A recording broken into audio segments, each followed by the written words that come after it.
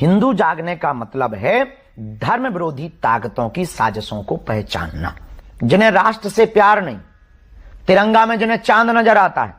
ऐसे तो सेकुलर हिंदू भी हैं जो अपने आप को हम उनके भी खिलाफ हैं। लेकिन आप जब बात करते हैं तो उसमें एक विभाजन, ऐसा लगता है कि एक विभाजन की लकीर आप चाहते हैं हिंदू और मुस्लिमों के बीच। बिल्कुल आप भगवाए हिंद की बात करते हैं, वो गजवाए हिंद की आप कहते हैं। अगर मैं भगवाए हिंद बोल रहा हूं तो उससे आपत्ति क्यों है?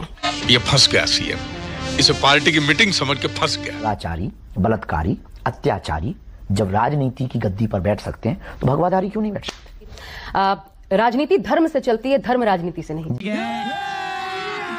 अभी मजा आएगा ना भिड़ो। तो दोस्तों, शुरू की क्लिप देखकर आप लोग को पता चल गया होगा कि आज का वीडियो किस टाइप का होने वाला है। और उससे पहले मैं आप लोग को बता दूं कि आज ये पाखंडी बाबा यानी धीरेन्द्र शास्त्री का अच्छे से बैंड बजने वाली है, जो कि ये वीडियो देखकर आप लोगों को बहुत मजा आने वाला है। तो वीडियो को शुरू से लेकर लास्ट तक जरूर देखें। हिंदू अगर जागा होता तो ज्ञान वापी का मामला कब का सुलझ गया होता। हिंदू अगर जागा होता तो कृष्ण जन्मभूमि में रामलला की तरह भगवान बैठ गए होते।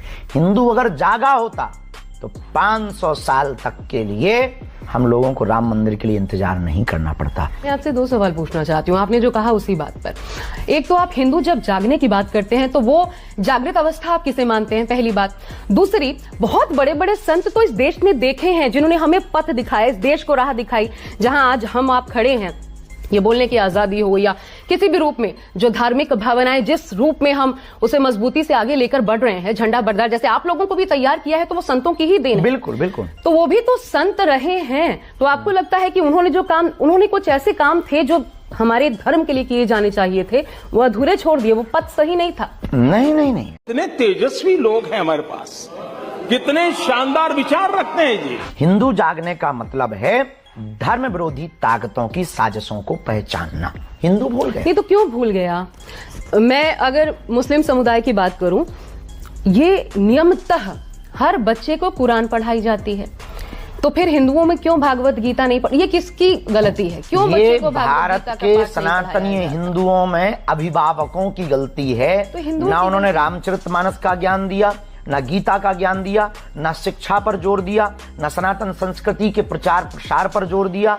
और आए दिन धीमे धीमे धीमे धीमे करके इनको लगता था कि हम तो आदि से हैं, हमेशा रहेंगे। इसी चक्कर में सनातनी परंपरा संस्कृति खंड खंड हो रही। तो हमें तो किसी ने खराब नहीं किया, हमें ये कहना चाहिए हम अपने आप खराब हुए हैं ना। किसी की वजह से तो हिंदू पथ भ्रष्ट नहीं हो रहा, अपनी वजह से हो रहा है।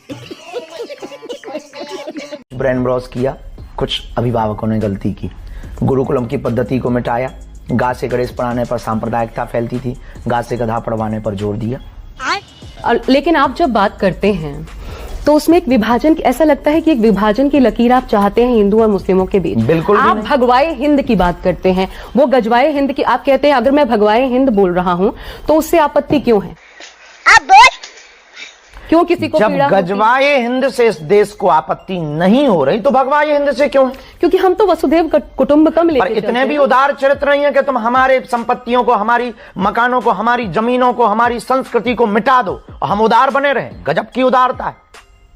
फिर तो काहे को उदार बन रहे हो, लुट रहे हो। तो आप हृदय पलटने में विश्वास नहीं रखते? हम हृदय पलटने में, पर हम व्यक्ति को पलटने में। अच्छा, हृदय हम पर पलटे, वो ना पलटे। हाथ तो किसी को बढ़ाना पड़ेगा। पर वो बढ़ा दें तो क्या दिक्कत है? इतने हमने बढ़ाए हैं, वहां से बढ़वा दीजिए। तो बुद्धिमत्ता तो आपके पास है। बुद्धिमत्ता राज, इसका मतलब वो मूर्ख है। कौन है ये लोग? कहां से आते हैं? अगर मान लीजिए, अगर मैं कहती हूं सामने वाला मूर्ख है, अगर मूर्ख मैं हाथ बढ़ाऊं वो आ जाए तो क्या बुराई? फिर वही बात, हम तो स्वीकार करने के लिए तैयार है ना, घर वापसी करें। हाथ बढ़ा रहे लोग, भेजाओ आप, हम रेडी हैं। फिर उनको आग लगेगी और आपको आग लगेगी। अच्छा ये बताइए, इंसान के जीवन में कर्म की प्रधानता होनी चाहिए या धर्म की? मजा आया।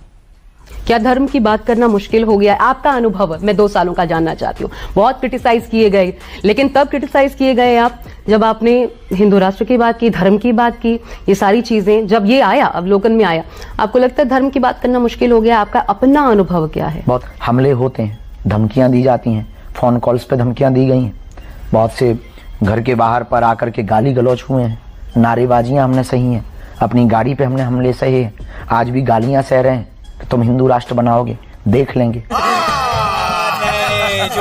इस देश में हिंदुत्व की बात करना बहुत कठिन है। इस देश में इस्लामिक गजवा हिंद की बात करना बहुत सरल है। आप तो एमपी में हैं, वहां पर जो सरकार है वो बीजेपी की सरकार है, जो हिंदुओं का वोट बैंक उसी की सियासत करती है, हिंदुओं का झंडा बरदार, और फिर आपको ये कष्ट हो रहा है। ये बड़ी अच्छी बात कही आप। तो आप ऐसा क्या बोलते हैं कि उस पक्ष को पसंद नहीं आता? पता नहीं किसको पसंद नहीं आता, हम सब तो बोलते हैं, लोगों को पसंद नहीं आता। कई बार कुत्तों को घी हजम नहीं होता है। आपको क्या लगता है, डर लगता है? बिल्कुल भी नहीं। परिषद का एक प्रस्ताव आया कि महाकुंभ में मुस्लिमों की दुकानें नहीं लगने देंगे, उनको व्यापार नहीं करने देंगे। आप इसको समर्थन करते हैं इसका? कर दिया, गैर सनातनियों का प्रवेश वर्जित हो। हमारे अंगने में क्या काम है, ये हम नहीं बोला है, पूर्ववत ही बोल दिया है, और गलत नहीं कहा है, बहुत लॉजिक फैक्ट में कहा है। मक्का मदीना में हिंदू नहीं जाते, मस्जिदों में हिंदू रामायण लेके नहीं जा सकता है, या अगरबत्तियों का पैकेट लेके नहीं जा सकता कि आप हमारी अगरबत्ती हमारे तो कई धार्मिक अनुष्ठानों में मुस्लिम भाई जो है वो साथ साथ रहे हैं। आप कुछ तो तबका उसमें मानते होंगे ना जो बेहतर है, और ऐसे बयानों से उनके ऊपर भी असर पड़ता है जो सामंजस्य चाहते हैं। ये बड़ी अच्छी बात कही आप। हम भी देश में सामंजस्य चाहते हैं, हम भी देश में एकता चाहते हैं, हम भी इस देश में राष्ट्रभक्ति चाहते हैं, हम भी इस देश में ये मुंह से सुपारी निकाल के बात कर रहे बाबा। इसके मुंह में पैदाइशी सुपारी है। जिन्हें राष्ट्र से प्यार नहीं, तिरंगा में जिन्हें चांद नजर आता है। ऐसे तो सेकुलर हिंदू भी हैं जो अपने आप को हम उनके भी खिलाफ हैं, हम उनको भी गैर सनातनियों को महाकुंभ में प्रवेश वर्जित होना चाहिए। सनातनी किसे मानते हैं आप? वो जो धर्म में विश्वास रखता है या जो हिंदू है?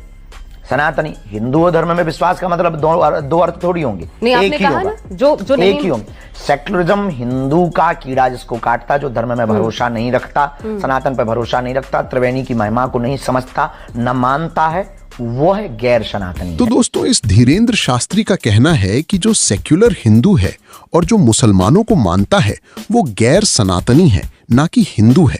तो आप लोग वीडियो में लास्ट तक बने रहें, अभी और भी मजा आने वाला है। योगी आदित्यनाथ जी पर आपके क्या विचार हैं? अच्छे, हिंदुत्व से कोई एक सनातन से एक ऐसा महात्मा आया है जिसने राजपीठ पर बैठकर के सनातन और राजपीठ दोनों का सामंजस्य बनाया है। अभी अभी मल्लिकार्जुन खड़गे का एक बयान आया था, कल ही का बयान मैं आपको कोट कर रही हूँ। उन्होंने कहा कि अब साधु के वेश में नेता आ गए हैं। मजा आया। दुराचारी, बलात्कारी, अत्याचारी जब राजनीति की गद्दी पर बैठ सकते हैं तो भगवाधारी क्यों नहीं बैठ सकते? राजनीति धर्म से चलती है, धर्म राजनीति से नहीं। बिल्कुल, शाबाश। और उसका नारा है जो राम का नहीं वो किसी काम का नहीं। पुलिस वालों को घूसखोर कह देते हैं, बाबाओं को पाखंडी कह देते हैं। तो दोस्तों, जैसा कि आप लोगों ने देखा कि ये धीरेंद्र शास्त्री को मुसलमानों को लेकर कितनी नफरत है, तो आप लोगों को ये वीडियो कैसा लगा कमेंट सेक्शन में जरूर बताएं, और वीडियो को लाइक, चैनल को सब्सक्राइब जरूर कर दीजिएगा। तब तक के लिए जय हिंद, जय भारत।